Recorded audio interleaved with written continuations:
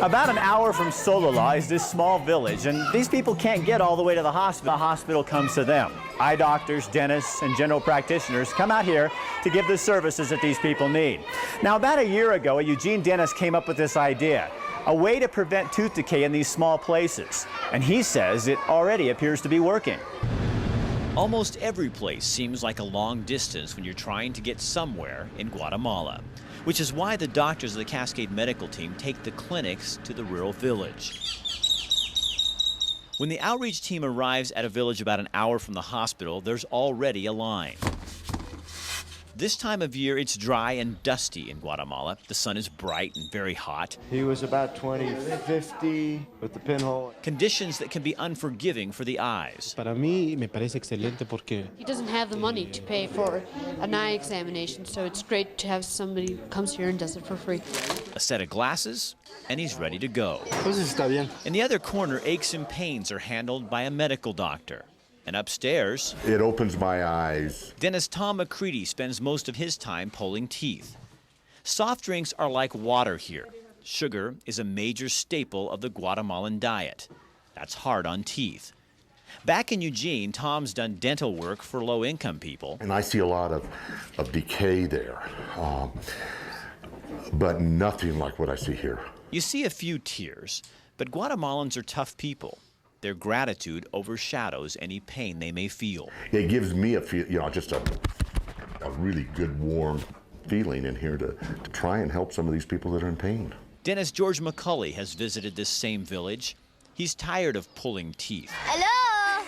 Last year, he went to the school to try and do something about it. Their teeth were wiped out, total disaster. And there was nothing we were going to do about it, be able to do to stop the problem by pulling teeth. So he gave the village school toothbrushes and fluoride, enough to last a year. The children at that school get a fluoride tablet, one fluoride tablet every day that they're in school. Toothbrush at school, they brush their teeth at school. And they teach the children basic dental hygiene. Before the experiment, children at the school had an average of 8 decayed, missing, or damaged teeth. This year, it's down to about 2 per tooth. So it went from 8 to 2. A huge change. I didn't expect that. That's not something that I would have thought was going to happen. That is the thing about Guatemala that gets to you. You don't have to do a lot to make a change. There's just a feeling that you get when you've done something that helps other people. It's the basics the Guatemalans need help with, and they appreciate anything you can do for them. I have not been to Guatemala once when I haven't been told that God will repay me. George McCulley will continue to monitor the kids' teeth to see how the program is working. His hope is that he can take this to other villages in Guatemala. One of the things Americans take for granted is our stove. In Guatemala, that's not the case. No one really knows how many Guatemalans live in the mountains or the back country of this beautiful place. Everywhere you turn is another village, another group of homes, another community. Some in places you'd never dream of putting a home. The women spend upwards of 6 hours a day in the kitchen cooking over an open flame.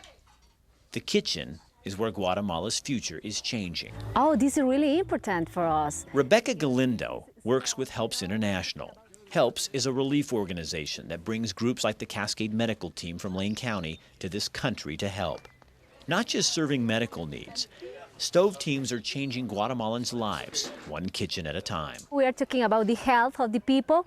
Most of people here cook with open fire or with no efficient stoves. That means that they have all the time the house full of smoke.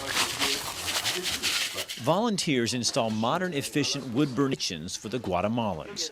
In 2 weeks, they'll put in more than 200 individual stoves. You know, you're so fortunate to live in the States, and you have so much.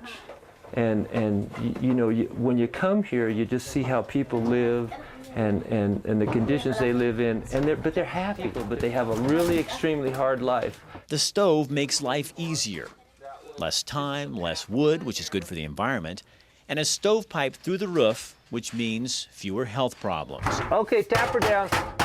No more living rooms, No more creosote buildup on the walls thick enough to scrape off with your fingers. Oh, it's my people. Here is Guatemala, my people, brothers and sisters, and it's the help of them. And because Rebecca understands them and their need to develop their country, organizing this stove project, she says, is just the beginning. They are starting to understand the importance that is to organize a committee for different projects. This is only the beginning, and then I hope that we can work other projects of education, of economic development, of health, of other kind of projects with them.